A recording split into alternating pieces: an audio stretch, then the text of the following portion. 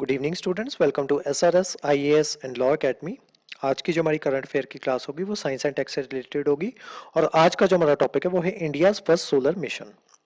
तो देखते हैं ये सबसे पहले न्यूज़ में क्यों है, क्योंकि इससे पहले भी हम जो है इसके ऊपर वीडियो जो है ऑलरेडी बना चुके हैं, लेकिन ये दोबारा से ये जो है ये न्यूज़ में आ गया है। तो देखते हैं क्यों न्यूज़ में आया है, उसका रीज़न देख लेते हैं। Recently, the visible line emission coronagraph VLEC, the primary payload on the board Aditya L1। तो आदित्य L1 जो है इसमें 7 जो इक्विपमेंट्स जो है मेन इक्विपमेंट्स वो जाएंगी, और उनमें सबसे इंपॉर्टेंट इक्विपमेंट जो है वो ये है, इंपॉर्टेंट पेलोड जो है वो ये है विजिबल लाइन एमिशन क्रोनोग्राफ। तो इसको जो है रिसेंटली क्या किया गया है, इसको हैंड ओवर किया गया है to Indian space research organisation by Indian institute of astrophysics. तो इंडियन इंस्टीट्यूट ऑफ एस्ट्रोफिजिक्स जो है उन्होंने विजिबल लाइन एमिशन कॉर्नोग्राफ जो है वो बना लिया था, और उसको हैंड ओवर किया गया है इसरो को, ताकि वो जो है उसको पेलोड जो है जो आदित्य L1 का पेलोड जो है विजिबल लाइन एमिशन कॉर्नोग्राफ, उसको जो है इनको सौंप दिया गया है। The ISRO is planning to launch the Aditya L1 mission, the first Indian space mission to observe sun by June और जुलाई 2023। तो आदित्य L1 मिशन जो है वो जून या फिर जुलाई इसी साल में उसको लॉन्च कर दिया जाएगा। ये मिशन जो है ये ऑब्जर्व करेगा सन को, और जो उसका सोलर कोरोना जो है उसको ये ऑब्जर्व करेगा रेगुलरली। तो ये मिशन जो है ये लॉन्च किया जाएगा जून या फिर जुलाई में। मिशन का नाम है आदित्य L1। तो ये एनाटॉमी देख सकते हो आप सन की, ये सनस्पॉट्स हैं, ठीक है। ये वेरियस जो उसकी जो एनाटॉमी है, जैसे यहाँ पे कोरोना आ गया, इसकी स्टडी करेगा ये आदित्य L1 मिशन, कोरोना की स्टडी करेगा। उसके अलावा ये क्रोमोस्फेयर होता है, देन ये इसका फोटोस्फेयर होता है, ठीक है। तो ये सारी एनाटॉमी जो है इसका आप स्क्रीनशॉट ले सकते हो, और इसको जो है आप स्क्रीनशॉट लेके इन सबको जो है वो पढ़ सकते हो। ये सन का कोर है, ठीक है, तो इसका स्क्रीनशॉट लेके आप इसको पढ़ सकते हो। तो देखते हैं L1 आदित्य L1 मिशन के बारे में। तो इसको जो है लॉन्च व्हीकल जो है, इसको पोलर सैटेलाइट लॉन्च व्हीकल जो है PSLV, उसके द्वारा इसको लॉन्च किया जाएगा। इसमें 7 पेलोड जो है उनको ऑन बोर्ड होंगे इसमें L1 में, आदित्य L1 में। तो 7 पेलोड जो है जो इसमें इंक्लूड होंगे वो कौन कौन से हैं। सबसे पहला है आपका VELC, ये सबसे मोस्ट इंपॉर्टेंट है पेलोड इसका, जिसको अभी अभी रिसेंटली हैंड ओवर किया गया है।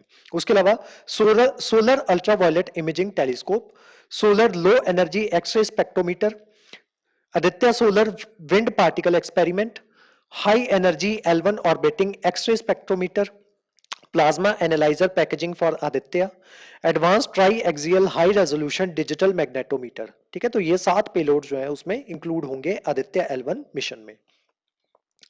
अब इसका ऑब्जेक्टिव देख लेते हैं। आदित्य L1 मिशन का ऑब्जेक्टिव क्या होगा। Aditya L1 will study the sun's corona, sun's photosphere, chromosphere, solar emissions, solar winds and flares and corona mass ejection and will carry out round the clock imaging of the sun। तो ये round the clock जो है लगातार जितना भी इसको time मिलेगा तो ये लगातार जो है उसकी इमेजिंग जो है वो लेता रहेगा, उसको ऑब्जर्व जो है ये करता रहेगा। और ये किस किस चीजों को ऑब्जर्व करना है, किस किस चीज को स्टडी करना है, वो मैंने आपको बता दिया है। कोरोना हो गया, फोटोस्फेयर हो गया, क्रोमोस्फेयर हो गया, सोलर एमिशंस हो गया, etcetera. The mission will be launched by ISRO to the L1 orbit, which is about 1.5 million kilometers from the Earth. The orbit allows L1 to look uh, at the sun continuously. तो ये जो आपका L1 जो है ये basically लैग्रांजे point जो है वो कहा जाता है, लैग्रेंजियन पॉइंट भी कहा जाता है, उसको लैग्रेंज पॉइंट भी कहा जाता है।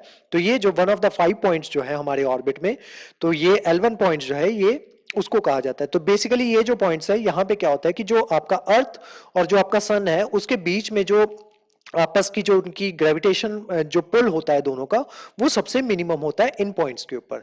तो इसी वजह से इन्हीं पॉइंट के ऊपर जो है आपका ये मिशन जो है उसको लॉन्च किया जाएगा, और इसी वजह से इसका नाम भी आदित्य L1 जो है वो रखा गया है। L1 पॉइंट है आपका Lagrange point. Lagrange points are the position in the space where the gravitational forces of two body systems like Sun and Earth produce enhanced region of attraction and repulsion।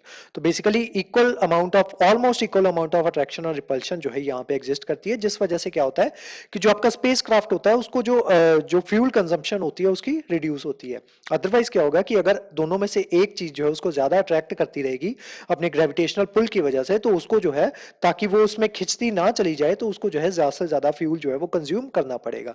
लेकिन क्योंकि हम इसको जो है Lagrange point L1 के ऊपर जो है लॉन्च करने जा रहे हैं, तो इस वजह से वहां पे फ्यूल जो है, फ्यूल की कंजम्पशन जो है वो कम रहेगी, और जो पोजीशन होगी वो भी कांस्टेंट रहेगी आपकी आदित्य L1 की।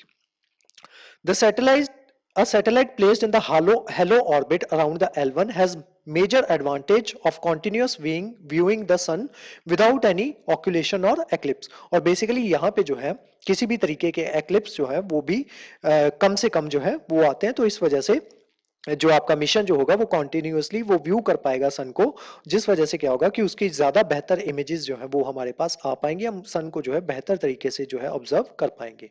The L1 point is home to the Solar and Heliospheric Observatory satellite, an international collaboration project of National Aeronautics and Space Administration NASA and European space Agency ESA. ठीक है, तो इन दोनों की कोलैबोरेशन से वहां पे ऑलरेडी जो है L1 पॉइंट के ऊपर एक मिशन जो है सोहो मिशन जो है या सोहो सैटेलाइट जो है सोलर एंड हीलियोस्फेरिक ऑब्जर्वेटरी सैटेलाइट जो है वो वहां पे ऑलरेडी एग्जिस्ट करती है L1 पॉइंट के ऊपर। अब ये देख सकते हो L1 पॉइंट जो है ये आपका अर्थ है और ये आपका सन है, और उन दोनों के बीच में ये पॉइंट जो है L1 पॉइंट, ये पॉइंट एग्जिस्ट करता है जहां पे दोनों का जो ऑलमोस्ट जो ग्रेविटेशनल पुल जो है वो ऑलमोस्ट जीरो चला जाता है। तो इस पॉइंट पे जो है हमारी सैटेलाइट जो है यहाँ पे रह के सन को जो है वो ऑब्जर्व करेगी।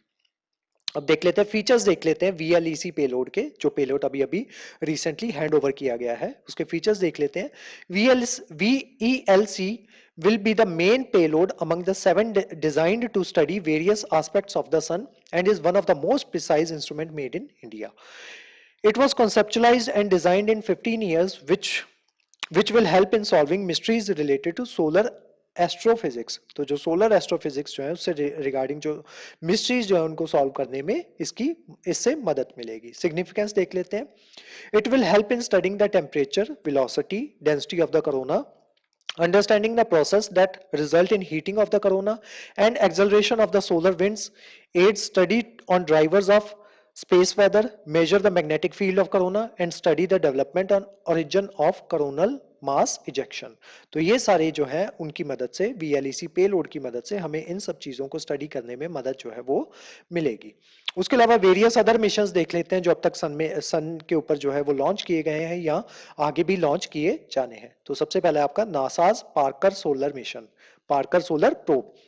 It aims to trace how energy and heat move through the sun's corona and to study the source of solar winds acceleration, कि जो सोलर विंड्स जो चलती हैं वो किस तरीके से एक्सेलरेट करती हैं या उनका सोर्स जो है वो क्या होता है, तो उनको स्टडी करने के लिए ये आपका नासाज पार्कर सोलर प्रोब जो है इसको लॉन्च किया गया था। It is a part of NASA's living with the star programme that explore different aspects of sun earth system.